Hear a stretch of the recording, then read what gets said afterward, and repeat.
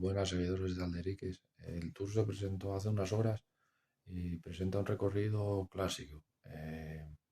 Con esto que quiero decir, que hay, o sea, la montaña está más concentrada, hay variedad hay una combinación ahí en esa primera parte, ese primer tercio de Tour entre etapas llanas, etapas con mulitos de formato clásica.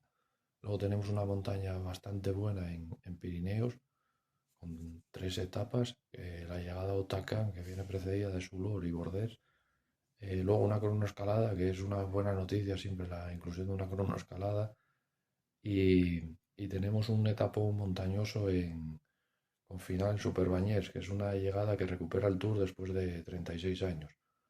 Eh, Tras la segunda jornada de descanso, llegaría la llegada al Momentur, una llegada muy dura, que un final de etapa que se recupera más de 10 años después, no se pudo hacer en 2016 por una gran cantidad de gente que se apelotonó y la organización no pudo, tuvo que modificar sobre la marcha el final de etapa, hacerlo en el Chalet de Reinar en el 2016. Y luego tendríamos esa parte final en Alpes con dos etapas muy contundentes. Esto sería a grosso modo.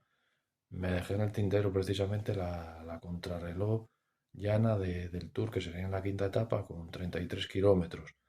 Eh, ¿Qué destaca sobre todo? Bueno, pues ese clasicismo que tendría este Tour, que sería más equilibrado de lo normal, aunque yo he hecho en falta más distancia en las etapas, en la montaña que hubiera alguna con final abajo, eh, algo más de crono, y luego una etapa 20, una penúltima etapa que nos deja en general un poco descolocados. Pues una etapa no sé si podremos llamarla de media montaña, pero viendo los protagonistas que tenemos, le falta un poco de aliciente.